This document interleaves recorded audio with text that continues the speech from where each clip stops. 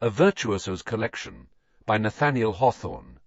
The other day, with an hour to spare, I wandered into a new museum, drawn by modus sigh, obi sin hiatuls celode. Simple yet intriguing, it lured me off the busy, sunlit street. Up a dim staircase, I pushed open a door and met a man who named a small fee for entry. 3 shillings, Massachusetts tenor, he said, then corrected himself. No, $50, as you count it now. Fishing for the coin, I studied the doorkeeper. His weathered face, wind-red, sun-browned, restless, hinted at something unusual. Clad in a faded great coat that swallowed his thin frame, he seemed tense, as if awaiting an answer to some vital question. But since I had no part in his concerns, I paid and stepped into a vast hall. Before the entrance stood a bronze statue of a winged youth, poised to flee earth yet beckoning me in. "The Original Opportunity, by Lysippus," said a man approaching me. "I place it here because my collection isn't always open." Middle-aged, his features smoothed by worldly wear, he might have been a scholar or adventurer, hard to tell.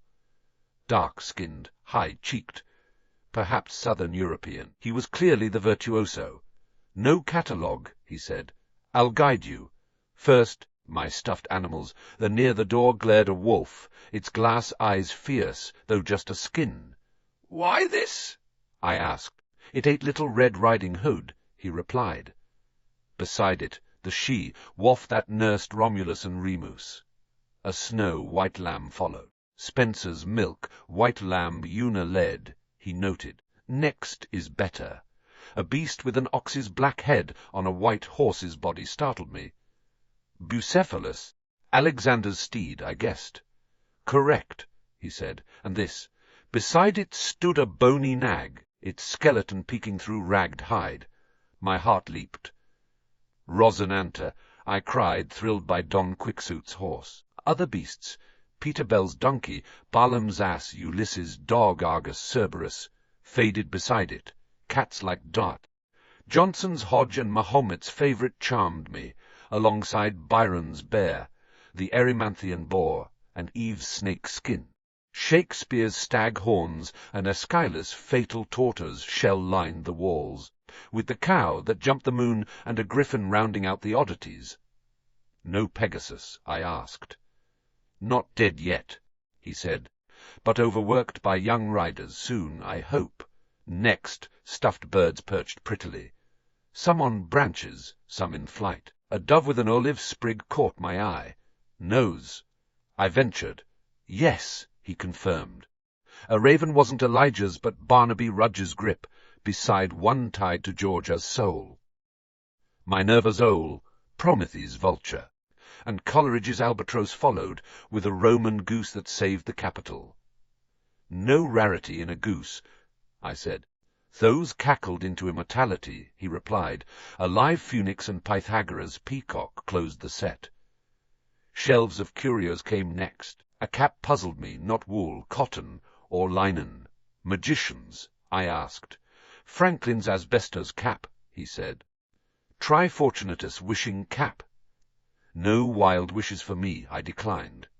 He offered Aladdin's lamp, verdigris, crusted but potent. "A cottage, maybe," I mused, "but built on truth, not dreams." Prospero's wand, Gyges' ring, and Agrippa's veiled mirror followed. "Picture someone in your mind," he urged. "I'd rather keep it there," I said. "Magic's grown stale. Show me real wonders." He turned to antiquities, the rusty iron mask, Charles Isaacs, Mary's heart etched with Calais, royal relics, Charlemagne's cloak, Mida's ears, Helen's hair, piled up. "Something humbler," I said. "Little Nell's straw hat." "There," he pointed. "Try the 7-league boots. Railroads beat them." I countered. Swords gleamed next, Excalibur, Brutus, Joan of Arc's, Saladin's, mixed with Pitcairn's pistol and Ulysses' bow. "No Washington's sword?" I asked. "Not yet," he said. "Let's move on." A golden thigh of Pythagoras sat oddly beside Stuyvesant's wooden leg, with the golden fleece and Atalanta's apple in Bai's vase. "How'd you get this?" I asked. "Given to me," he sneered, for despising all things, though his coldness struck me. "That's mere understanding," I said. "Your soul's asleep or dead. You're young," he replied. "Live to my age, and you'll see more curios. Cinderella's slipper, Socrates' cup, Raleigh's pipe, Hercules' club. Niobe's tears and Lot's wife's salt moved me. Egyptian darkness in a jug amused him. Christian's burden, he said of a sackcloth bundle. "Open it," I urged. "Look inside yourself," he quipped. "Old clothes. Ness's shirt, Joseph's coat, Fox's hat. Hung near Atropos' shears and Time's hourglass." An unlit lamp was Charlemagne's, still burning after a millennium. "Prometheus' fire held a salamander." "Sacrilege!" I cried. "It's Cellini's." He shrugged, showing the great carbuncle and philosopher's stone. A draught of elixir vitae, he offered, lifting an urn. "No," I said. "Earthly life chokes the spirit.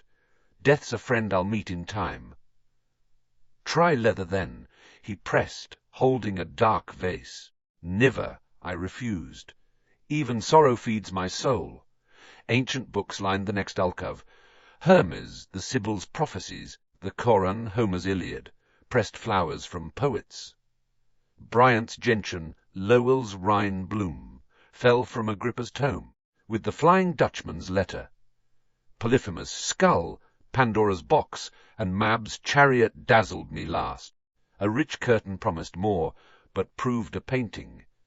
Parrhasius' work, Zeuxis' grapes and Apelles' horse joined it, with sculptures like Aesculapius and the Palladium beside Jackson's wooden head.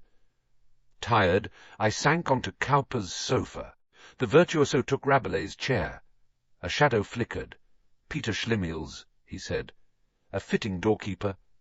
I mused, eyeing the restless man at the entrance. "Who is he? I beg you." The man croaked. "Consommé. Is this Boston?"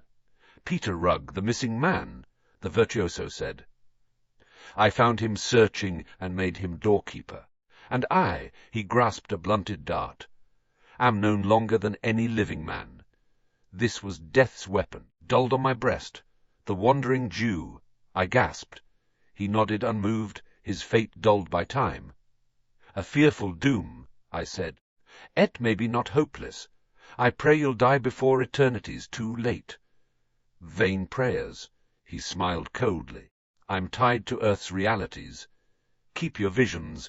I want the tangible." His icy hand met mine, lacking brotherhood. "The soul's dead," I thought, leaving through a door of Hades' ivory.